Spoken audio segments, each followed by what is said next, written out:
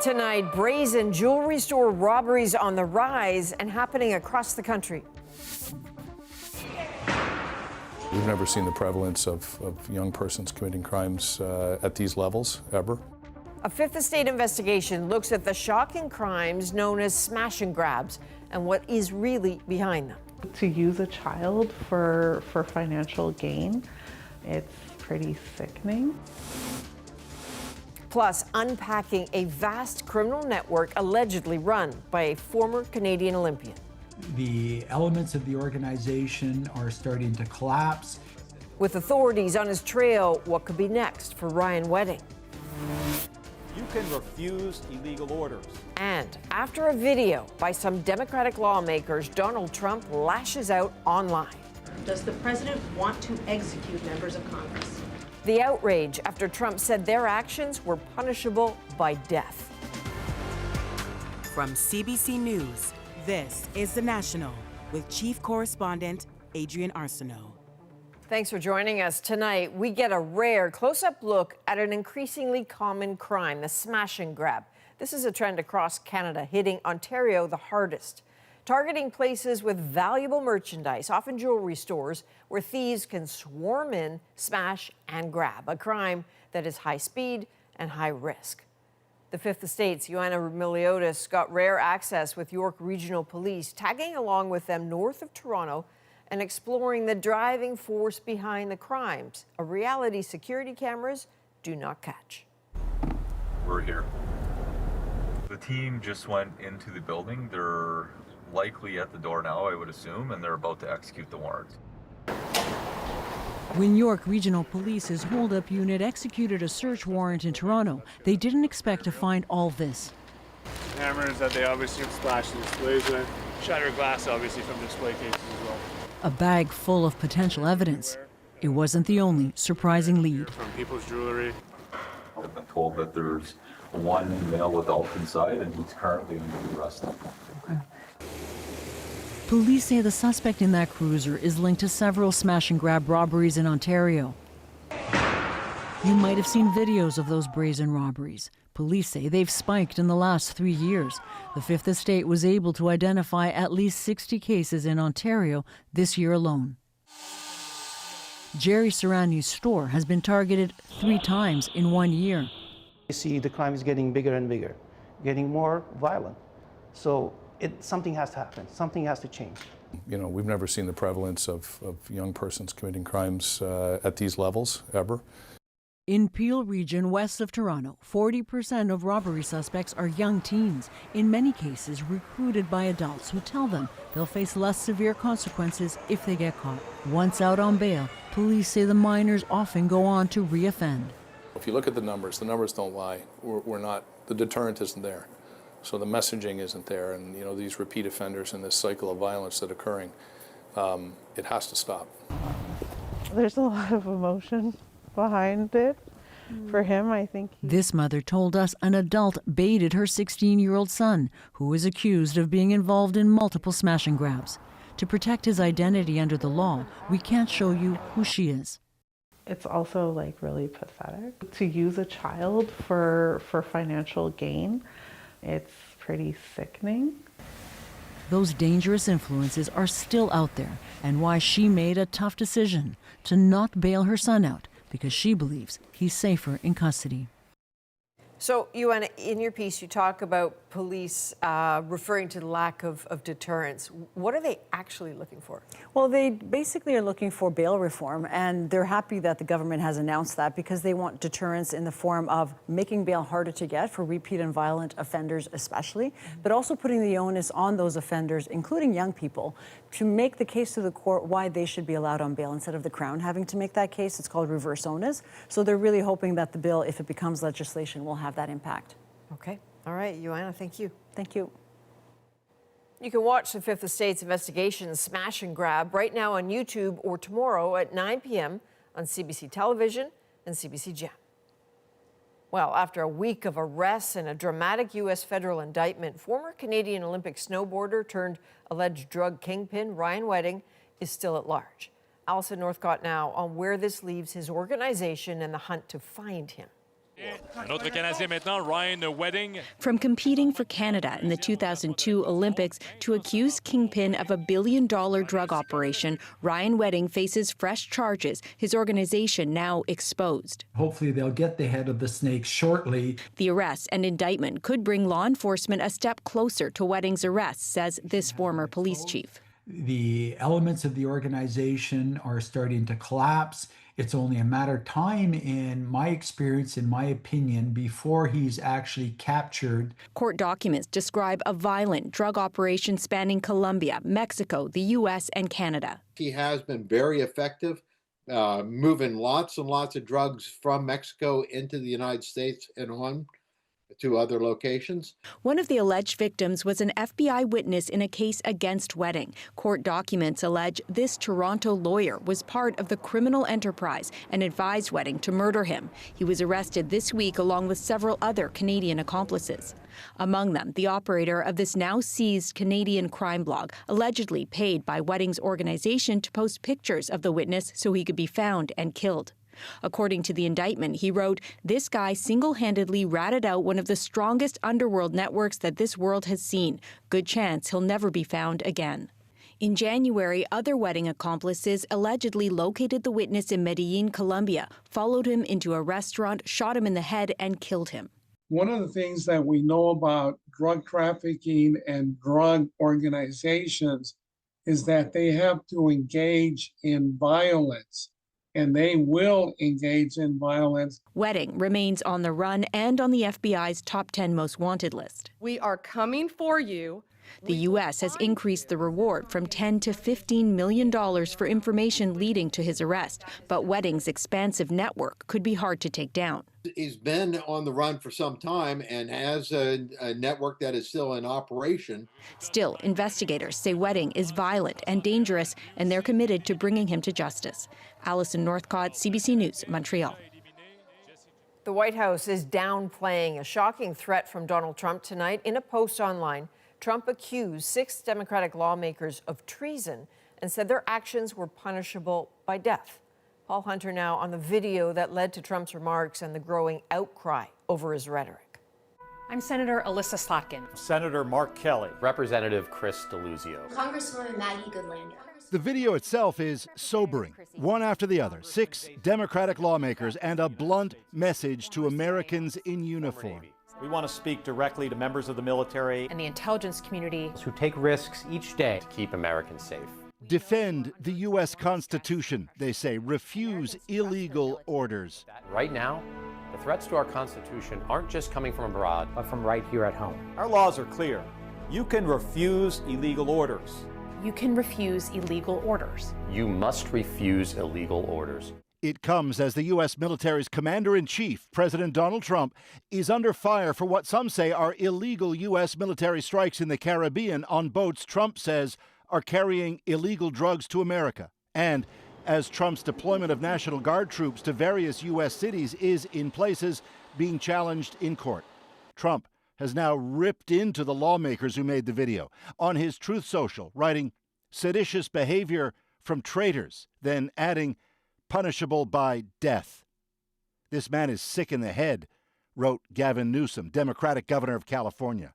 Said senior Democratic Senator Chuck Schumer, when Donald Trump uses the language of execution and treason, some of his supporters may very well listen. He is lighting a match in a country soaked with political gasoline. And so to the White House briefing room, and a question likely never before asked in this room. This morning, President Trump accused 6 Democratic lawmakers of seditious behavior punishable by death. Just to be clear, does the president want to execute members of Congress? No. Let's be clear about what the president is responding to. Trump's press secretary characterizing the video this way. You have sitting members of the United States Congress who conspired together to orchestrate a video message to members of the United States military, to active duty service members, to members of the national security apparatus, encouraging them to defy the president's lawful orders. As the briefing ended, a reporter shouted at Leavitt that she's misquoting the lawmakers who urged defying illegal orders, but Leavitt didn't respond, Adrian. And Paul, that violent rhetoric, it has to be having an effect on those who made the video.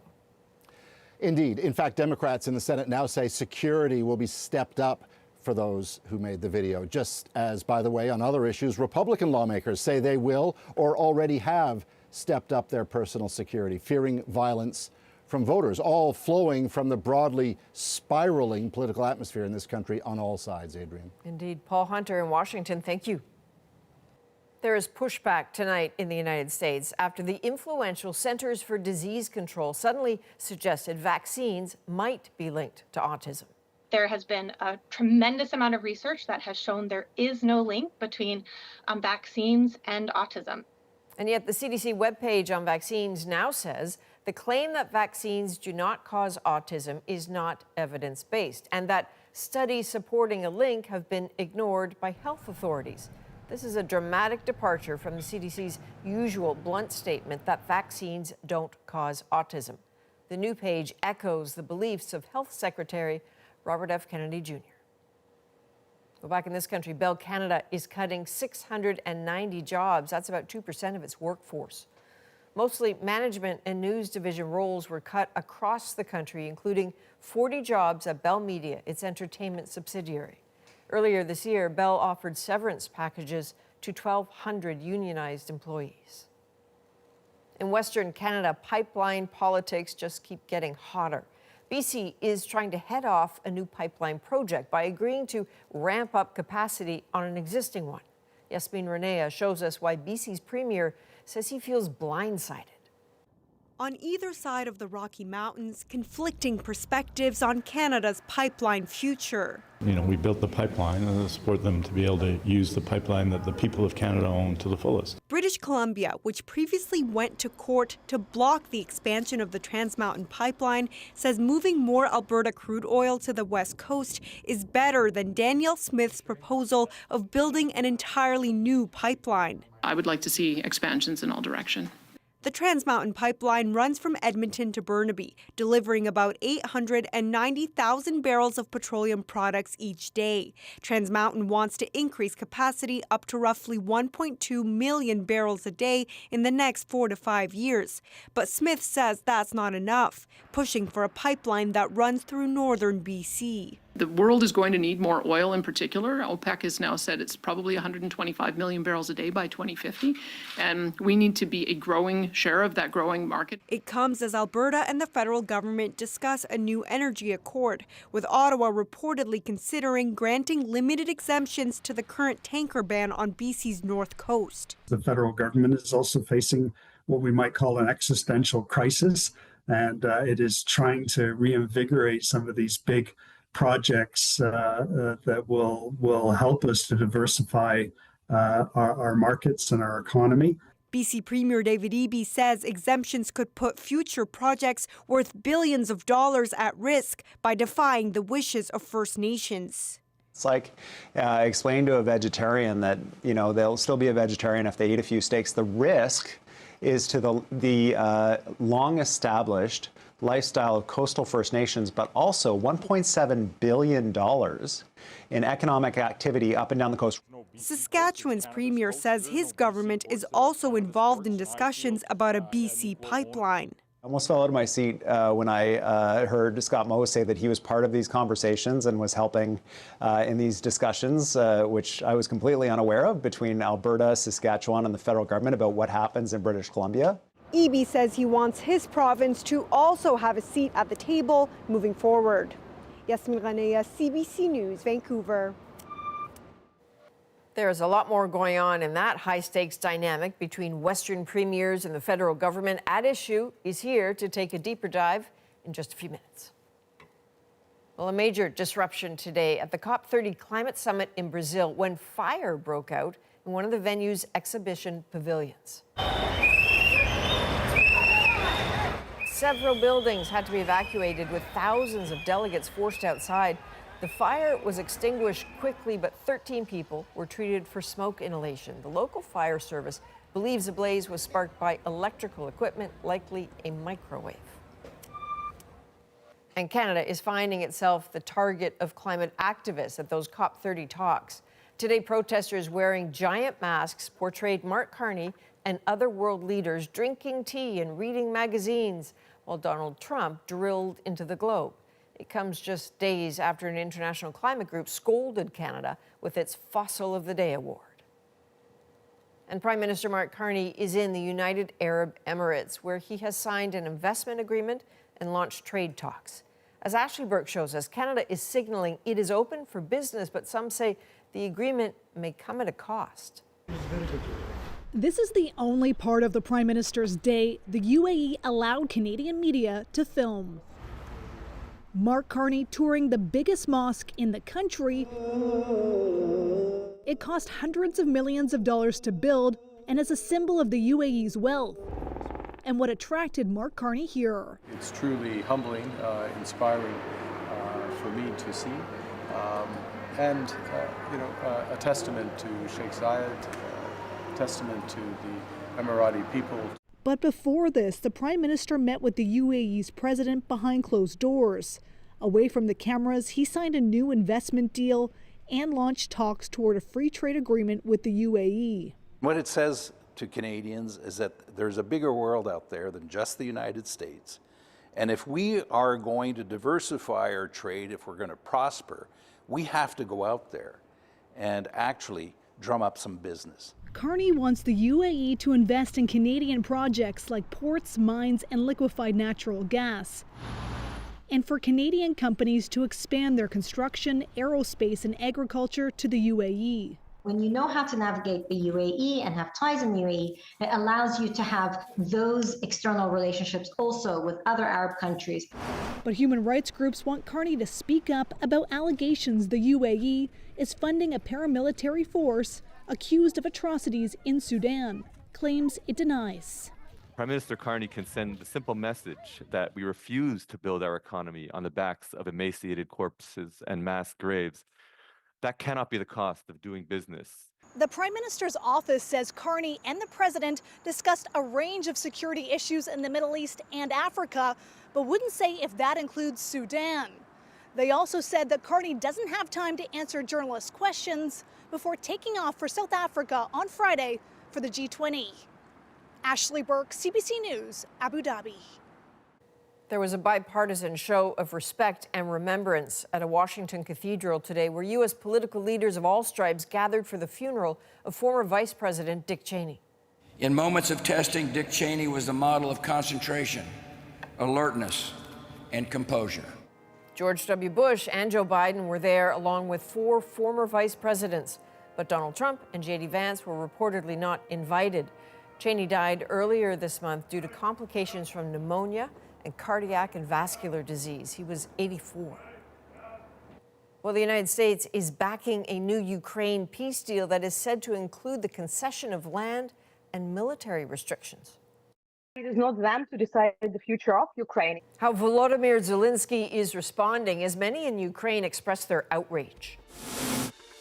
Does a shift towards private health care help or hurt patients? It doesn't really shorten the wait list, it just rearranges it.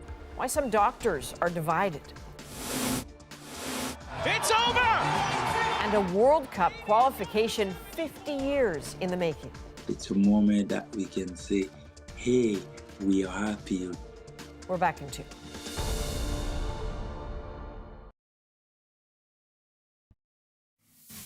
Anna, it's yours. Thank you very much indeed. Congratulations. A 1940 self-portrait by Frida Khalo has just set a record, fetching the highest price ever paid for a work by a female artist. It went for $54.7 million at Sotheby's in New York. The previous record was set in 2014 when a work by Georgia O'Keeffe went for $44.4 million. We're learning more tonight about a White House-backed peace proposal to end the war in Ukraine. Volodymyr Zelensky says he will sit down with Donald Trump in the coming days. But as Briar Stewart shows us, many Ukrainians are skeptical this plan will actually bring an end to the violence. Crews still work to recover the dead after a Russian missile slammed into this apartment building in western Ukraine Wednesday. Among the growing number of victims, those born into the war. I came to pray for the children that went to sleep peacefully and didn't have a chance to wake up, said this woman. Against the backdrop of so much grief, there's frustration over reports Moscow and the U.S. drew up a 28-point peace proposal. It reportedly calls for Ukraine to give up the Donbas region in the east, where Russia continues to try and claw away more land. And for Ukraine to cut the size of its military by 40%, suggestions Kyiv has rejected many times before. In a video released by the Kremlin, President Vladimir Putin inspected Russian troops, later saying Ukrainian soldiers should be given the opportunity to surrender. We are thankful to President Trump. Best regards to him. Ukraine's President Volodymyr Zelensky met with the U.S. Secretary of the Army and says he'll be speaking with Donald Trump soon. Washington insists Ukraine has been included all along. They've been engaging with both sides, Russia and Ukraine, equally to understand what these countries would commit to. Many Ukrainians say what appears to be on the table now is a non-starter. It's like, what the hell is this? Hannah Sheila spoke to CBC News with the help of a generator after multi-hour blackouts because of Russia's relentless attacks on the country's energy grid. Do you fear at all that Washington is maybe moving to put more pressure on Ukraine? Yes. I mean, the question is that it is not them to decide the future of Ukraine. It is the people of Ukraine to decide this future. And she said the government wouldn't be able to sell a proposal that amounts to surrender, not after nearly 4 years of Russia's all-out war and so much loss. Briar Stewart, CBC News, London. A new report suggests private healthcare models can put more patients at risk. Those who have more money can get seen faster rather than those with the biggest medical need. From access to outcomes and life expectancy, how private stacks up against public. After the break, Rosie's here with that issue. Hey, Adrian, tonight we're going to talk about that close vote on Budget 2025. I salute the 170 members of the House who supported it. I'm glad it came through, and we're going to continue to work. What about those other votes? What's to be made of how the Liberals got it passed, and will there be fallout from the vote? Chantal, Andrew, and Althea join me to talk about that and more.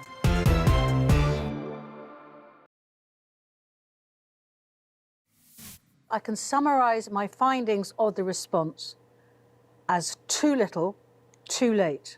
That is a failing grade for Boris Johnson's former government on the UK's early response to COVID-19.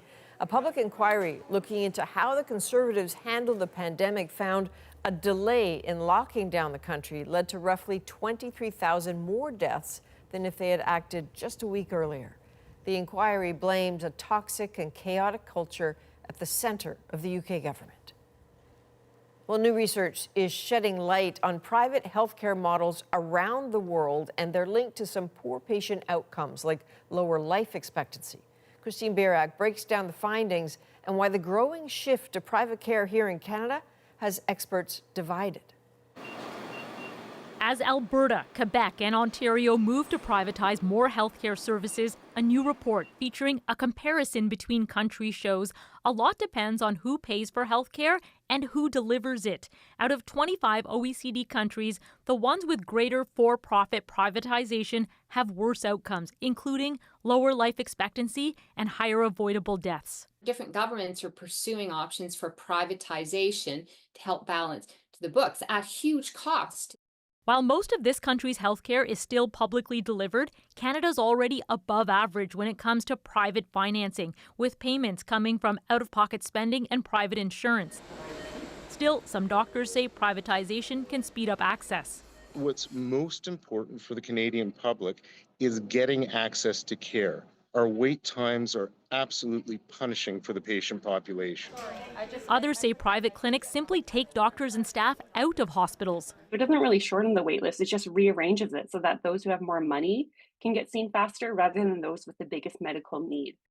While the new report didn't look at scans and testing, Alberta's Auditor General recently found after the province moved to privatize diagnostic services, an unusually high number of errors were reported, including missed or incorrect diagnoses of serious conditions, going from 25 a year before privatization to 145 after. I started out not having cancer. I didn't have to go through any of this. Lita Bablitz was told she had breast cancer. After her breast was removed, she was told it was a mistake, but the government couldn't hold the company accountable. It can't happen because that could be damaging to a private interest. The damage to me receiving a mastectomy I didn't need was listed as not that harmful. She worries more private care will leave others in the same boat, or worse. Christine Burak, CBC News, Toronto. Now, let's break down the news shaping our world tonight. Rosie's here with that issue. At issue tonight, Budget 2025. Mark Carney's first budget passed through the House after a tight vote. Very pleased that we passed the budget vote. I salute the 170 members of the House who supported it. There were 4 MPs who abstained from voting to allow it to pass, but the opposition are still unhappy. The consequences of defeating this budget would not be to improve it or to help Canadians. They were not good partners for anybody. They exploited the momentary weaknesses of everybody. So what's been made of how the Liberals got their budget passed, and will there be fallout from the vote? I'm Rosemary Barton, here to break it all down. Chantal Hébert, Andrew Coyne, and Althea Raj. First of all, I can't believe that this was just this week, but it was. It's been one of those weeks. So they got it done, Chantal, but it was very tight, and up until the last minute, the Liberals didn't seem to know whether they had it or not. What does that tell you about sort of the dynamic inside the House of Commons right now? 2 things. In the present, Yves-François Blanchet is right. 2 of the opposition parties, the New Democrats and the Conservatives, wanted to avoid an election and acted accordingly, which is in sync, by the way, with how a majority of Canadians feel. There is no sense when you look at the polls that Canadians are feeling buyer's remorse about the outcome of the election or that they want to revisit it at this juncture. So that's the present, a win for the government. The cost of that win may show up in the next few months, because the thing with the best case scenario would have been some party saying, I don't agree with everything in this budget, but I think there's enough in there that I can support it. No opposition party, regardless of the vote, supports the budget, and that basically means that there are grounds to believe that there's not a lot of goodwill for the government across the aisle, and a minority government needs goodwill. So yes, a position of strength for the Carney government on that vote, but a bill for that may be a difficulty to get goodwill when you need it on legislation from the other side of the aisle. Yeah, I mean, I don't really even know, and we talked about it a lot on Monday, I don't even know to what extent there was an attempt for goodwill and negotiation. I'm not sure that that was even happening in any real way behind the scenes. But Andrew, give me your sense of what that told us that day. Well, I'm not sure you really need goodwill. I mean, obviously, it's nicer if you do, but if the government was 20 or 30 seats short of a majority, I suspect it would be looking for more goodwill and generating more. When you're only 1 or 2 seats short of a majority, frankly, you don't need it that much. It was absolutely predicted. I think I did predict that the NDP would never vote to bring this government down. They cannot face an election. They're deeply in debt. It was perhaps less predictable that the Conservatives would also not be in a position to want to go into an election. But when you look at their polling numbers, at least for their leader, when you look at the divisions within the caucus that have been emerging in recent weeks, there was no way they wanted to go into an election either. So they can concoct all the reasons and the stratagems and the games playing with my app didn't work all you like. But at the end of the day, both parties basically manufactured a bit of theater that they were prepared to defeat the budget, but neither of them was ever going to. And what Althea, what does that mean for moving forward, given that there wasn't a lot of room there really for negotiation from the government side either? I guess 2 things. One, the government refused to fundamentally change its budget, but they did give kind of miniature trinkets to the opposition, hoping that that would be enough to sway them. For example, some of the programs that Gord Johns, the NDP MP on Vancouver Island, wanted got funded. They funded some programs that Yves-François Blanchet, the leader of the Bloc, specifically asked for. But they never fully went in on like a big $1 billion program or increases to healthcare that were part of the asks. Even Elizabeth May, who insisted, the week prior by like dropping the budget and stomping on it that unless it was amended, it would not have her vote. They were still negotiating with her like hours before the actual vote. And she didn't get much, but she got enough because she was transparent about, I don't want this government to fall. I think to the second point, the risk is the opposition parties are actually also not talking to each other. And that's where I think we might actually have some problems, whereas the Bloc Québécois over the weekend seemed surprised that the NDP was thinking about voting against the budget. And now that the NDP and the Bloc and even Elizabeth May realize that the Conservatives actually did not want an election more than anybody else, there may be the potential for errors because aside from May, no one came out and clearly said, this is how I'm voting ahead of the vote, this is why I'm voting ahead of the vote. And so there were a lot of last-minute scrambles, and the Conservatives were not honest. They still really aren't really honest about what their strategy was.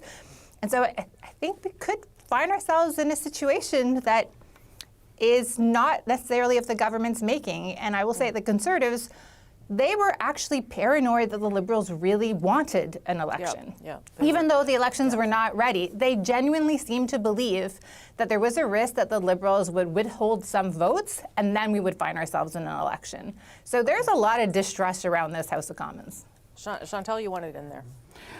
Yeah, I still believe that going forward, and I'm talking months here, but the next phase is a stabilization of the opposition leadership. Does Pierre Poilievre keep his job? Does he not? And if not, then a new leader. And who leads the NDP?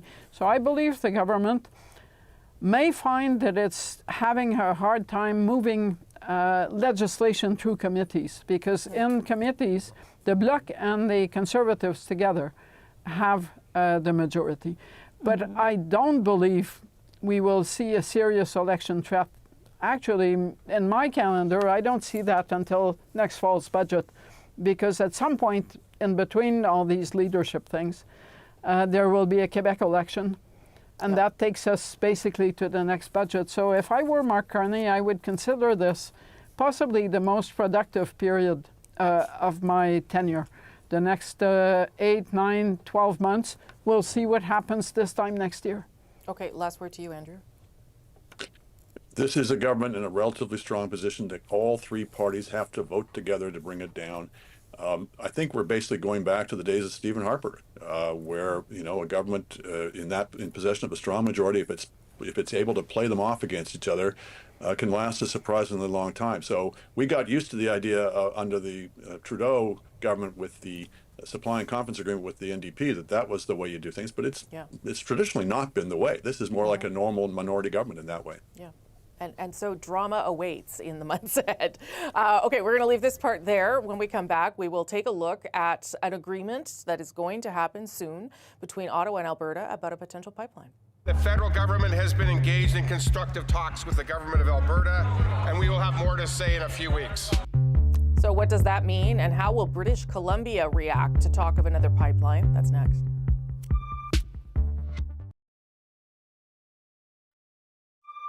At issue, Alberta and Ottawa. Talks between the provincial and federal governments have been ramping up. The Premier of Alberta has said she's quite supportive of what we're doing and is looking forward to finishing the conversations with the Prime Minister. A deal is expected soon to support Alberta's push for a pipeline and potentially remove part of British Columbia's oil tanker ban. The BC Premier is pushing back and accusing Danielle Smith of playing politics. This is about politics, and it's about a wedge issue for the Premier of Alberta that she finds politically advantageous.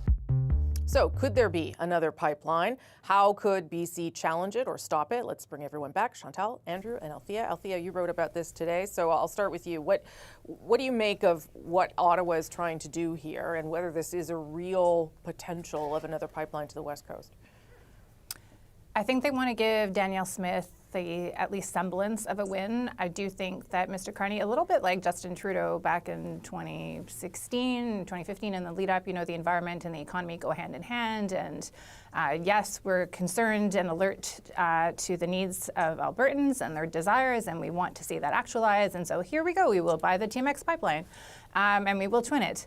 And so I do think that there is a genuine effort on behalf of the government to see a pipeline proposal go through, along with a long list of ifs and buts that have given those in caucus the feeling that this is never going to see the light of day, either because the Pathways project, this is a massive carbon sequestration project, is at least 5-8 years down the line, even if it starts getting built, that Alberta would have to beef up its industrial price in order to make this happen and clean up its system. And the biggest thing really is that initially, at least, the government said British Columbia would have to say yes. And of course, coastal First Nations have to say yes because it goes through their land and they are constitutional obligations, not just regular kind of practices, conventions in the same way that BC saying yes. Yeah. That seems to have changed this week with Hodgson's office, the Natural Resources Minister's office, saying, no, BC doesn't get a veto. Our strong preference is for British Columbia to say yes. And now we have the Premier of British Columbia kind of pointing out the obvious, like if you really want to expand access to Asia, why not just triple or increase the flow of the TMX pipeline? It's already there. You avoid all the squabbles with Indigenous First Nations. You're not going through the Great Bear Rainforest. Like, here's an easy pathway to a yes. And for a lot of people, it's not clear why Danielle Smith is not jumping on that. Chantal, what do you think is going on here? I believe Mark Carney is at the fork in the road. He can go for what Althea just mentioned, i.e. an increase in the capacity of the Trans Mountain pipeline. It's already there. The government of BC, which initially opposed it, supports it, is ready to do what is needed, and more oil would flow out now, not in 10 years, but starting next year. And that could be a win for BC in the sense that they're gotten themselves out of the way. A win for the federal government. They would get more stringent climate policies in place in Alberta. And a win for the Premier of Alberta, who instead of going into a fight that will outlast her tenure as Premier, would be able to say, I actually achieved this getting more oil to market that is not the U.S. Throw in Keystone XL if it gets completed, and you've got the elements of something that you can show to Albertans. The other road leads to chaos for the Liberals, according to me. One, I don't think the coastal First Nations are going to change their minds on the tanker ban. It's a very solid position that they fought for more than a decade. I don't believe the BC government is going to cave. I believe the Quebec government, among others, would look at this and say, they are forcing a pipeline down the throat of BC. What does that mean for Quebec voters? And I believe that it would create tensions that could see Mark Carney. We talked about his strong minority. It could make his minority a lot weaker, on top of hurting its election prospects, because the NDP federally will campaign in BC against the pipeline plan, and the Conservatives will campaign for it. And where does that leave the Liberals? Losing seats. So I would pick the solution that does actually bring more oil to market, and not the one that creates a political quandary that may or may not see a pipeline operate in a decade. Yeah, I mean, it doesn't sound as though this deal is going to just say, okay, we approve a pipeline, off it goes. It's not going to be that categorical. And I would imagine the political risk to something like that would be much too high for the government too, Andrew. Well, in a rational world, everything Chantal says makes rational and reasonable sense, but we're not necessarily in the realm of reason here. Yeah. The pipeline has become symbolic in Alberta, at least among some Albertans, of whether it's respected and treated fairly in the Federation. So yes, in the short term, if you expanded capacity in the Trans Mountain, that would probably be enough. Maybe not in the long term, and that can be debated. That depends on the state of oil markets, et cetera. But look, we're already making progress if we're looking at the broad outlines of this memorandum of understanding in terms of the feds give up some things that they should probably give up, things like the emissions cap.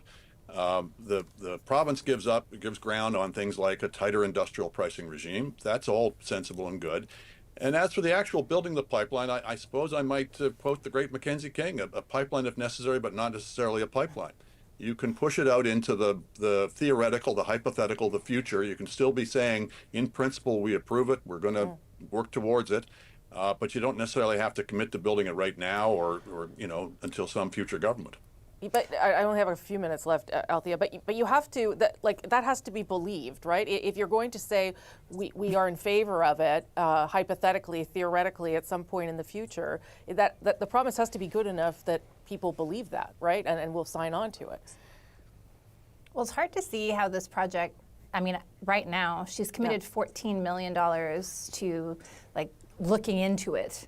There's no private proponent. It's possible that the province of Alberta becomes that proponent, but there's so many hurdles. And the thing is, when you look back at the politics of all this, none of it really makes sense. It kind of doesn't seem like they want to get to a yes. The Natural Resources Minister, if he was really interested in trying to make this work, you would think would have accepted the Coastal First Nations requests, repeated requests to meet with him. No, he meets with oil executives all the time, but has never met with the Coastal First Nations. So you can see why there are some people in the Liberal caucus who are like, this is just a song and dance for Alberta. We have 20 seats in British Columbia. We would lose a bunch of seats if this pipeline proposal goes through. And so clearly the Carney government can't be that stupid. That is what some caucus members genuinely believe. But Chantal, quickly, but it can't just be a song and dance for Alberta, because that's not going to fly in Alberta either. But go ahead, Chantal. Which is why maybe I'm missing something here, but do you want a possible pipeline that's unlikely to be built in a decade, or do you want to move more oil to market? Right. Is basically where we're at this point, absent a private sector proponent for the pipeline that may never get built and that will be stuck in litigation. You know that provinces have ways to stop projects. That's how Pickering Airport didn't happen. The province said we're not building the municipal infrastructure. That's what Christy Clark wanted to do with Northern Gateway. So you can have the constitutional right to decree a pipeline. That doesn't mean you'll ever see one. 20 seconds, Andrew. Well, you can do both. You can get the TMX expansion, and you can also, as I say, if you're not committed to it right now, but sort of dangle the prospect of another pipeline. I would say there's gains for the Liberals in this, not just in Alberta, but in positioning themselves on the center-right perspective as well. This would reverberate across the country in a way in terms of the way voters looked at them, particularly the conservative voters who are prepared to switch to the Liberals if they get the right vibe from them. Okay. We'll leave it there. If this is coming soon, I'm sure we'll talk about it again. Thank you. That's at issue on The National. We're going to keep talking, and this time talk about the U.S. ambassador's latest comments on trade talks. You can catch that on YouTube or the podcast. Now back to Adrian in Toronto. Thanks, Rosie. Coming up, Haiti qualifies for its first World Cup since 1974, and the fans go wild. Haitian people, in the street, celebrate in my city. It was party everywhere. A moment more than 50 years in the making. Next.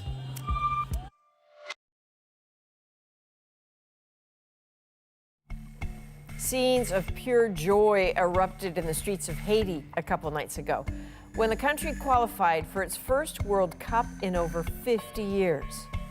So that win had Haitians across the globe showcasing their pride and excitement for their country. And tonight, the beautiful game's beautiful moment is our moment. It's a moment 50 plus years in the making. We have the big opportunity to see Haiti, qualified for the World Cup.